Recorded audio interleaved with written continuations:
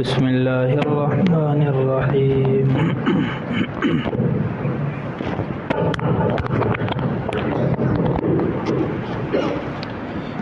تلك الرسل فضلنا بعضهم على بعض منهم من كلم الله ورفع بعضهم درجات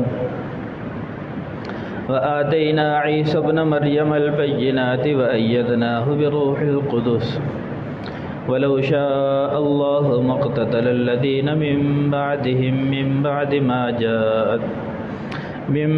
ما جاءتهم البينات ولكن اختلفوا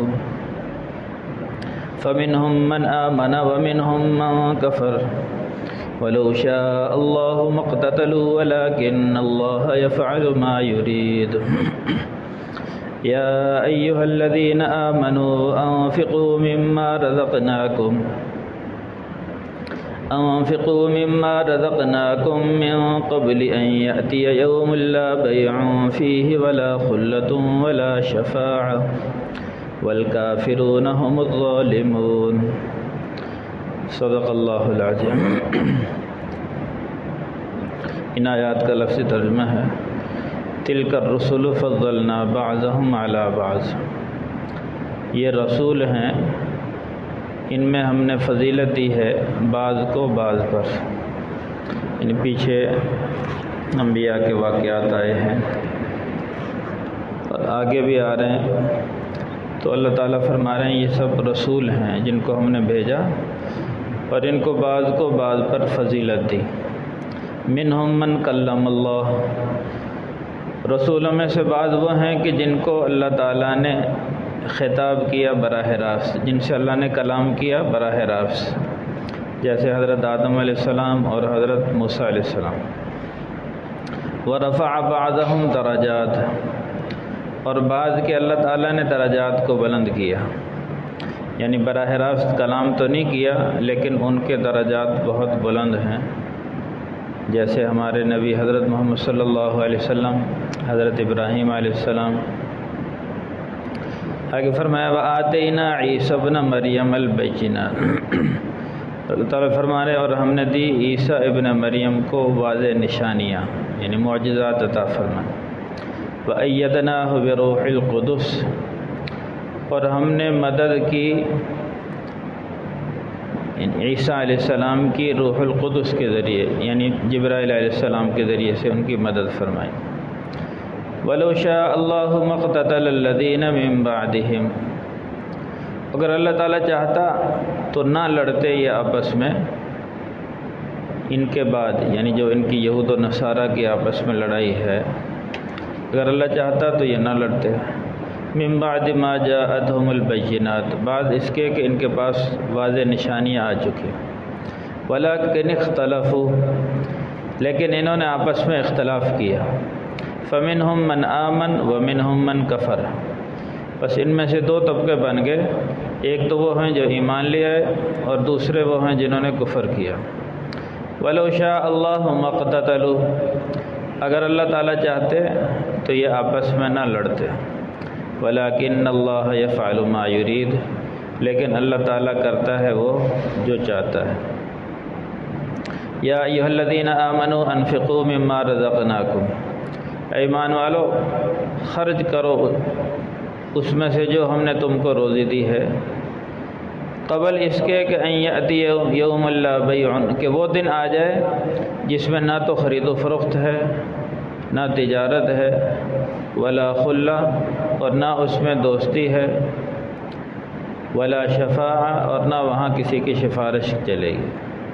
والکافرون هم الظالمون، اور جو کافر ہیں یہی سب سے بڑے ظالم ہیں. یہ ان آیات کا لفظی ترجمہ ہے. پہلی آیت میں اللہ تعالیٰ نے انبیاء کرام کا ذکر فرمایا، رسولوں کا ذکر فرمایا. تلک الرسل فضلنا بعضهم على بعض، یہ رسول ہیں جو اللہ تعالیٰ نے بھیجے، ان میں بعض کو بعض پر فضیلت دی. یعنی بعض رسولوں کا درجات زیادہ ہیں، بعض کے کم ہیں، تو یہ اللہ تعالیٰ نے رسول بھیجے اور ان کو بعض پر فضیلت دی. جیسے سب سے فضیلت والے نبی حضرت محمد صلی اللہ علیہ وسلم، ان کے بعد علماء کا اتفاق ہے اس بات پر کہ حضرت ابراہیم علیہ السلام ہیں، چونکہ ابراہیم علیہ السلام کی نسل سے بہت زیادہ پیغمبر آئے ہیں۔ پھر اسی طرح حضرت موسیٰ علیہ السلام، عیسیٰ علیہ السلام، آدم علیہ السلام، یہ جلیل القدر انبیاء کرام ہیں، تو اللہ نے ان کو فضیلت دی ہے۔ اب ان میں سے بعض تو وہ نبی ہیں منہم من کلم اللہ، جن سے اللہ نے براہ راست کلام کیا۔ تو حضرت آدم علیہ السلام اللہ ان سے براہ راست کلام کرتے تھے، اور حضرت آدم علیہ السلام براہ راست اللہ کے کلام کو سنتے تھے، اللہ سے ہم کلام ہوتے تھے۔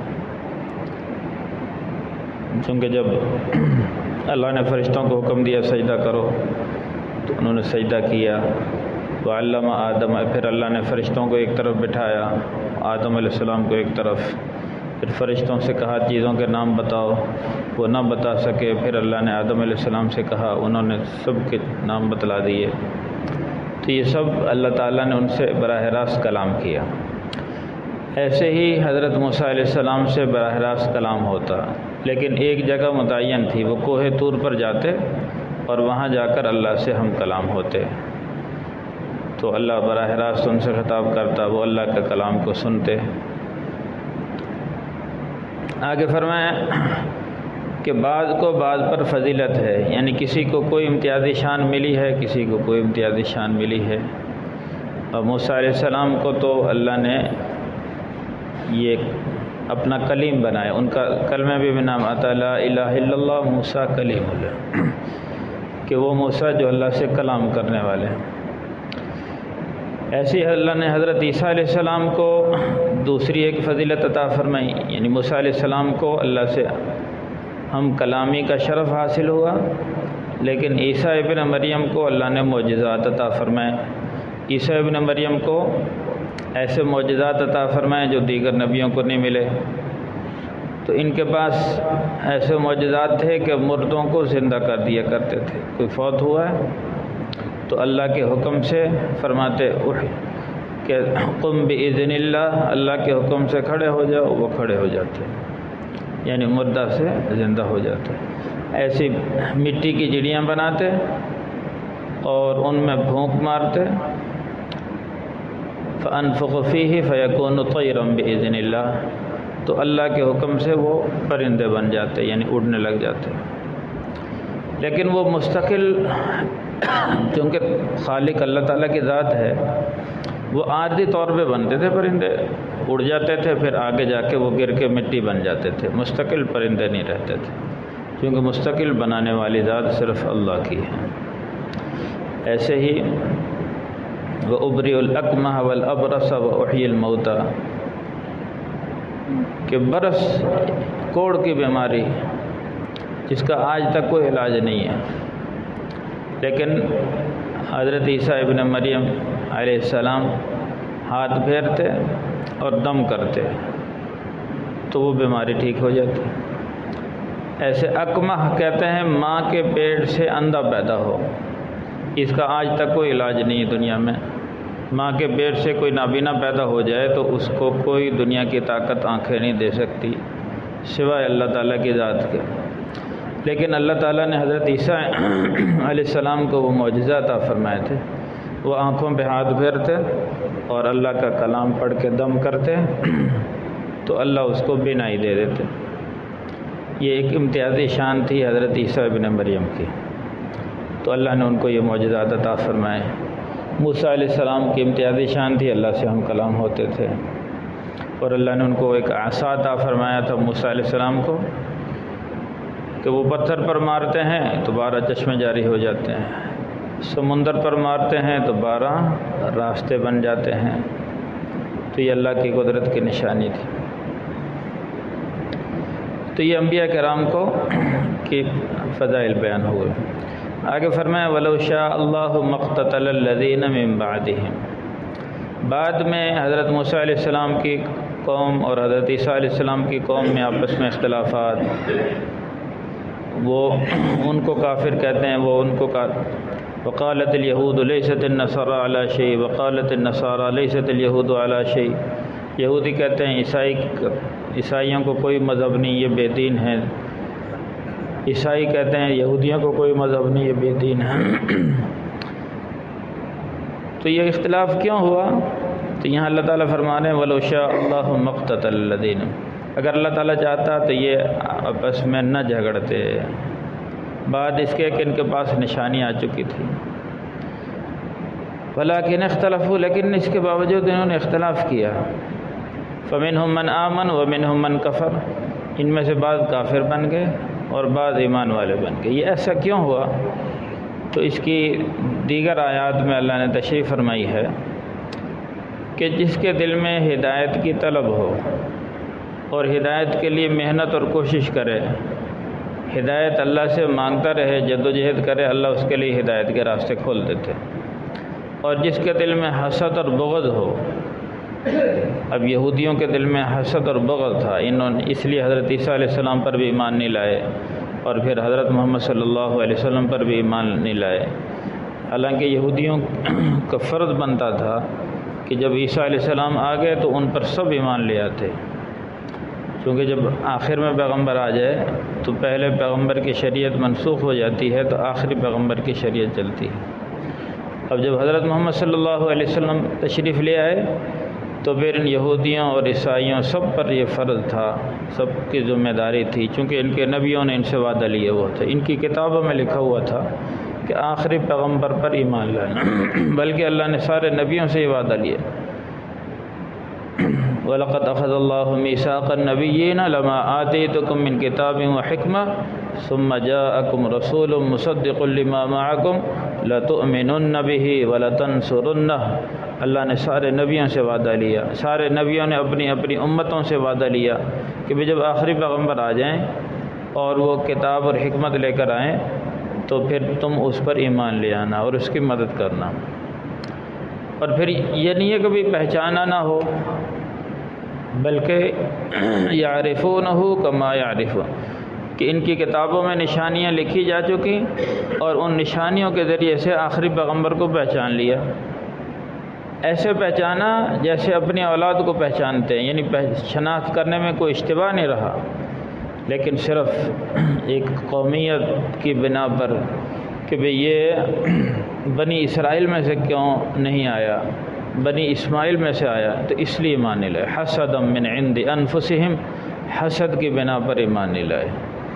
تو یہ تکبر حسد انسان کو برباد کر دیتا ہے، جس دل میں تکبر ہوگا، حسد ہوگا، بغض ہوگا، وہ اس کو اللہ ایمان نہیں۔ جس کے دل میں عاجزی ہوگی، دین کی طلب ہوگی، تڑپ ہوگی اور دین کی چاہت ہوگی، دین کے لیے محنت کرے گا، کوشش کرے گا، اللہ اس کو ضرور ہدایت کی دولت سے مالا مال فرمائیں گے۔ آخری آیت میں اللہ تعالیٰ نے فرمایا یا ایھا الذین آمنوا انفقوا مما رزقناکم من قبل ان یأتی یوم لا بیع فیہ ولا خلۃ ولا شفاعۃ، اے ایمان والو خرچ کر لو، جو ہم نے روزی دی ہے اس کو باندھ کے جمع کر کے نہ رکھو، بلکہ اس کو خرچ کر لو قبل اس کے کہ وہ دن آ جائے، یعنی اپنے اس دن کے لیے کچھ جمع کر لو، آخرت کا جو دن ہے، کہ اس دن نہ تو پھر کوئی تجارت ہوگی، یعنی اس دن کے لیے بندہ وہاں جا کے کوئی تجارت کر لے بھی میں جنت کے لیے کوئی پیسے جمع کر لوں، اور نہ وہاں کوئی دوستی ہوگی، دوستی چلے گی بھی چلو یہاں تو آدمی یعنی دوست احباب تعاون کر دیتے ہیں، کوئی ضرورت پڑ گئی، دوست ہیں، رشتہ دار ہیں، عزیز و قارب ہیں، چلو یار اس کا تعاون کر دو، بیچارہ ضرورت مند ہے، تو وہاں نہ تو کوئی دوستی چلے گی، ولا شفاعہ، اور نہ وہ کوئی سفارش ہے۔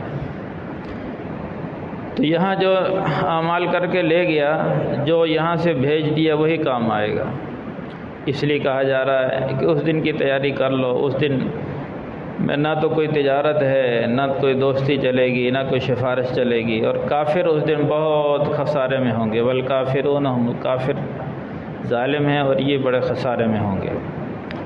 تو میرے بھائیو، جیسے ہم حضرت حکیم لقمان رحمۃ اللہ علیہ فرمایا کرتے تھے کہ جتنا دن تم نے دنیا میں رہنا ہے اتنی دنیا کی فکر کرو، جتنا دن آخرت میں رہنا اتنی آخرت کی فکر کرو۔ اب دنیا میں تو ہم کوئی گارنٹی نہیں ہے، یعنی یہ بھی پتہ نہیں ہے کہ بھئی ہم یہاں بیٹھے ہوئے ہیں، پتہ نہیں کھڑے بھی ہوں گے کہ نہیں، رات کو سوئے ہیں تو اٹھنے کی کوئی گارنٹی نہیں ہے، حضور صلی اللہ علیہ وسلم خود فرمایا کرتے تھے کہ دیکھو اس زندگی کی کوئی گارنٹی نہیں ہے، میں ایک لقمہ توڑ کر اب یہ بھی مجھے یقین نہیں ہے کہ اس لقمے کو منہ تک لے جا سکوں گا نہیں، بندے نے ایک قدم اٹھایا دوسرے کی گارنٹی نہیں ہے دوسرا اٹھا سکے گا نہیں۔ اتنی مختصر اور اتنی یعنی زندگی ہے کہ یعنی جس کا کوئی اعتماد نہیں، پھر ہم اس کے لیے اپنی ساری صلاحیتیں لگا رہے ہیں، جان مال وقت سب کچھ، جو ختم ہونے والی زندگی اور جو آخرت کی نہ ختم ہونے والی زندگی ہے جہاں ہم نے ہمیشہ رہنا ہے، تو اس کے لیے ہم کو دیکھیں کہ اس کے لیے ہم نے کیا بھیجا ہے، اس کے لیے ہم نے کیا تیاری کی ہے۔ اللہ تعالیٰ فرما رہے ہیں کہ اے انسان تو سوچ جہاں تو نے جانا ہے اس کے لیے کیا بھیجا تو نے، کہ اس کے لیے کیا فکر کی ہے، وہاں کے لیے ہم سرمایہ کاری کریں جہاں ہم نے پہنچنا ہے، جہاں رہنا ہے وہاں کی تو ہم ہر وقت لمحہ لمحہ فکر ہے، کئی سالوں کا ہم نے راشن جمع کیا ہوا ہے، کئی ایسی بلڈنگیں بنائی ہوئی ہیں کہ بھی جیسے ہم نے یہاں صدیاں رہنا ہے، اس کے لیے ہم اور فکر مند ہیں۔ چھوٹا مکان ہے اس سے بڑا ہو، چھوٹی سواری اس سے بڑی سواری ہو، آگے بچوں کی فکر ہے، بچے سنور گئے آگے پوتوں کی فکر ہے، پڑ پوتوں کی فکر ہے، لیکن اپنی کوئی فکر نہیں بھی میں نے جو ابھی مرنا ہے، کوئی پتہ نہیں کس وقت بلاوا آ جائے، مرنا ہے، قبر میں جانا ہے، پھر میدان محشر ہے، پل صراط ہے، پھر جنت ہے، یہ جہنم ہے، تو اس کے لیے تیاری کر لی جائے جہاں ہمیشہ رہنا۔ دیکھو نا صحابہ میں جذبہ تھا، جو کچھ یہاں اپنے بقدر ضرورت استعمال کرتے اور جو کچھ بچ جاتا اس کو آخرت میں بھیج دیتے، کیونکہ ان کو پتہ ہے، یقین تھا بھی مرنا ہے۔ اور یہ پکی بات ہے، موت کا شوق تبھی پیدا ہوتا ہے کہ جب انسان آخرت میں کچھ بھیجے، جب انسان یہاں جمع کرتا رہتا پھر یہاں کی فکر، جب آخرت میں بھیجے تو پھر ایک صحابی نے حضور صلی اللہ علیہ وسلم سے عرض کیا، رسول اللہ صلی اللہ علیہ وسلم میرا مرنے کو دل نہیں چاہتا، زندہ رہنے کو دل چاہتا، مرنے کو نہیں۔ حضور نے فرمایا مال ہے تیرے پاس؟ ان کا ہاں۔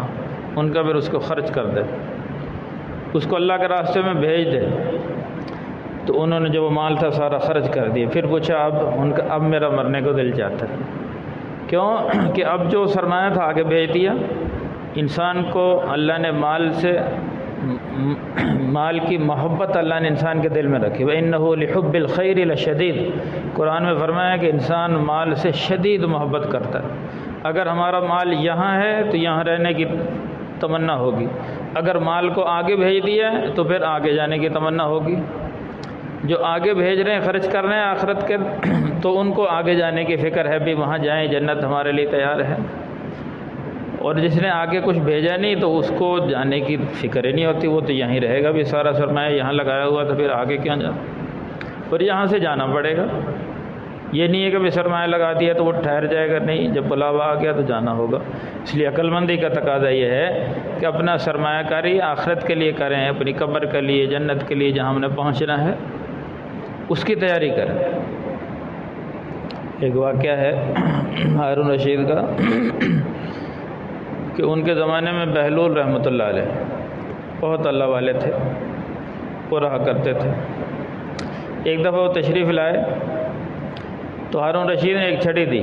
ہارون رشید ان کو بیوقوف سمجھتا تھا، تو ان کو کہتا ایک چھڑی دی اور کہا جو تجھ سے بڑا بیوقوف تجھے ملے نا اس کو دے دینا، یعنی یہ چھڑی میں نے بیوقوفوں کے لیے تیار کی ہے، تو مجھے تو بیوقوف لگتا ہے اس لیے میں تجھے دے رہا ہوں، اگر تجھے مجھ سے بھی بڑا یعنی تجھے اپنے سے بڑا بیوقوف نظر آئے تو یہ اس کو دے دینا ورنہ اپنے پاس رکھنا۔ ان کا ٹھیک ہے، انہوں نے چھڑی سنبھال کے رکھ لی۔ پھر اللہ کا کرنا ایسا ہوا، ہارون رشید کا آخری وقت ہوا، بیمار ہوا، تو بہلول رحمۃ اللہ علیہ وہ چھڑی لے کر ہارون رشید کے پاس آ گئے، تو پوچھا ہاں بھی ہارون کیا حال ہے؟ ان کا بس اب تو آخری وقت ہے۔ ان کا اچھا، ان کا اب یہ دنیا چھوڑ کر جانا؟ ان کا ہاں۔ تو بہلول رحمۃ اللہ علیہ نے فرمایا کہ جب چونکہ یہ جو ہارون رشید بادشاہ تھا بڑا دبدبے والا، پورے 3 بر اعظموں پر اس کی حکومت تھی، بہت تو جب کہیں جانا ہوتا اس کے لیے فوجوں کے دستے آگے جاتے تھے، وہاں اس کے لیے خیمے نصب ہو جاتے اور عارضی ایک پورا شہر آباد ہو جاتا جہاں بھی جانا ہوتا۔ چونکہ اس زمانے کے بادشاہ بڑے دبدبے والے ہوتے تھے، فوجوں کے دستے کچھ آگے چل رہے ہیں، کچھ پیچھے چل رہے ہیں، کچھ دائیں بائیں۔ تو بہلول رحمۃ اللہ نے فرمایا کہ یہاں جب کہیں اپنے جانا ہوتا تھا تو پورا ایک مکمل شہر آباد ہو جاتا تھا، خیمے نصب ہو جاتے تھے جہاں بھی پڑاؤ ڈالنا ہوتا تھا۔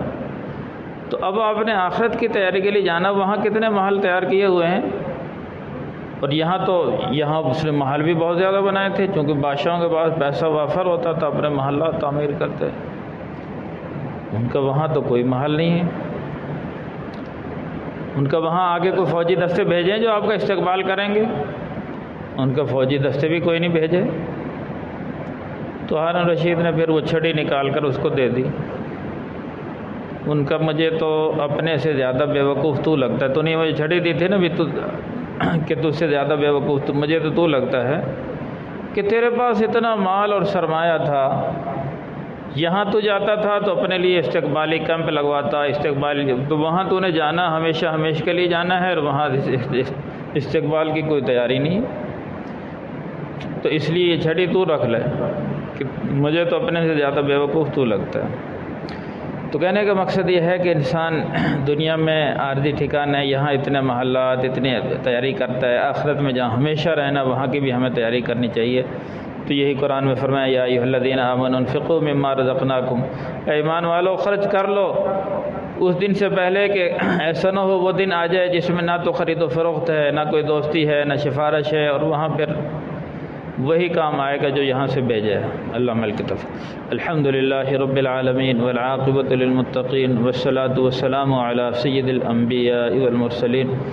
اللہم احسن عاقبتنا فی الامور کلها واجرنا من خزی الدنیا وعذاب الآخرہ۔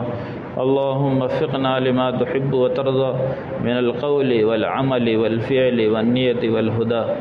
صلی اللہ تعالی علی خیر خلقہ محمد وآلہ واصحابہ اجمعین برحمتک یا ارحم الراحمین۔